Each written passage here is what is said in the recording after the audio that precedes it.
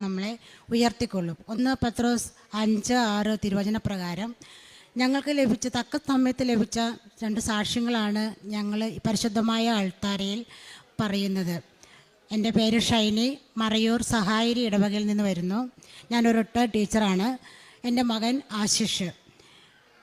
ഞാൻ എൻ്റെ പെൻഷൻ സംബന്ധമായ കാര്യങ്ങൾ അതൊക്കെ ഒരുപാട് പ്രശ്നങ്ങൾ വന്നപ്പോഴാണ് ഞാനിവിടെ വന്ന് ഉടമ്പടി എടുത്തത്. ആ ഉടമ്പടി പ്രകാരം എൻ്റെ എല്ലാ കാര്യങ്ങളും പെൻഷൻ സംബന്ധമായ വളരെയേറെ പ്രശ്നങ്ങളിലൂടെ കടന്നുപോയി. ആ അവസ്ഥയിൽ എല്ലാ പ്രശ്നങ്ങളും ആ സമയത്ത് പരിഹരിക്കപ്പെടുകയും ഞാൻ ഈ പരിശുദ്ധമായ അൾത്താരയിൽ സാക്ഷ്യപ്പെടുത്തുകയും ചെയ്തതാണ്. അതിനുശേഷം ഞാൻ 6 പ്രാവശ്യം ഉടമ്പടി പുതുക്കുകയുണ്ടായി. 3 പ്രാവശ്യം ഉടമ്പടി പുതുക്കിയപ്പോഴും ആദ്യം എൻ്റെ മകന് നല്ലൊരു ജോലി വേണേ, നല്ല സാലറി ഉള്ളൊരു ജോലി വേണേ എന്നായിരുന്നു. രണ്ടാമത് വയ്ക്കുന്നത് എപ്പോഴും നല്ലൊരു ഭാര്യയെ ലഭിക്കണേ, നല്ല വിവാഹം നടക്കണേ എന്നായിരിക്കും. ഇങ്ങനെ 3 പ്രാവശ്യം വെച്ചു. അതിലൊരു തീരുമാനവും ആയില്ല. 4ാമത്തെ പ്രാവശ്യം ഞാൻ വന്ന് ഉടമ്പടി പുതുക്കിയപ്പോൾ നല്ലൊരു വിവാഹം നടക്കണമേ എന്ന് ആദ്യം വെച്ചു. രണ്ടാമത് ഒരു ജോലി കിട്ടണമെന്ന് വെച്ചു. പക്ഷെ അവൻ ജോലി ചെയ്യുന്നുണ്ട്, ബാംഗ്ലൂർ ഇൻഫോസിസിലായിരുന്നു. പക്ഷെ അവൻ അതുകൊണ്ട് മനസ്സിൽ താല്പര്യവും സംതൃപ്തിയുമില്ല.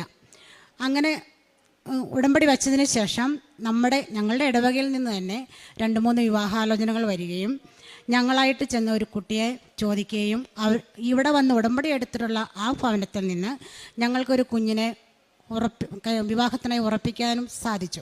അതിനുശേഷം ഞങ്ങളിവിടെ വന്ന് ഞാനും ഭർത്താവും മോനോടെ വന്ന് ഉടമ്പടിയിൽ നിയോഗം വെച്ചു. ഒരേ ഒരു കാര്യമാണ് വെച്ചത്, പ്രാർത്ഥനാ ചൈതന്യത്തോടെ വിവാഹം നടക്കണം, വേറെ ഒന്നും വെച്ചിരുന്നില്ല. അതുപോലെ ഞങ്ങൾ നിരന്തരം ദിവസവും 9 ജപമാല വീതം ചൊല്ലി ഞാനും ഭർത്താവും കാഴ്ചവെച്ച് പ്രാർത്ഥിക്കാൻ ആരംഭിച്ചു. അപ്പോൾ ഞങ്ങളുടെ കുടുംബത്തിൽ, ഭർത്താവിൻ്റെ കുടുംബത്തിൽപ്പെട്ടതാണ് മടത്തിക്കണ്ടത്തിൽ പിതാവ്, കോതമംഗലം രൂപതാ ബിഷപ്പ്. അദ്ദേഹത്തെ പോയി കാണുകയും അദ്ദേഹം തന്നെ ഒരു ഡേറ്റ് തീരുമാനിച്ച് ഓഗസ്റ്റ് 15ഉം ഓഗസ്റ്റ് 17ഉം നമുക്ക് ഡേറ്റ് തരികയും ചെയ്തു.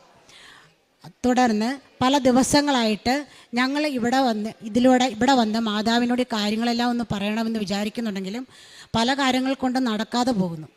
എന്ന് പറഞ്ഞാൽ മഴ, അതുപോലെ മറയൂരിൽ നിന്ന് ഇവിടെ വരെ വരാനുള്ള സാഹചര്യം. പക്ഷേ മനസ്സിലത് എപ്പോഴും ഒരു തേങ്ങലായി കടന്നു. ഞങ്ങൾ ഓഗസ്റ്റ് 13-ാം തീയതി പെൺകുട്ടിയെയും ഞങ്ങളെല്ലാവരും കൂടി കുട്ടികളുടെ ഡ്രസ്സ് വാങ്ങിക്കാനായിട്ട് ചങ്ങനാശ്ശേരിക്ക് പോയിട്ട് തിരിച്ചു വരുമ്പോൾ ഗൗൺ വാങ്ങിക്കുന്നതിന്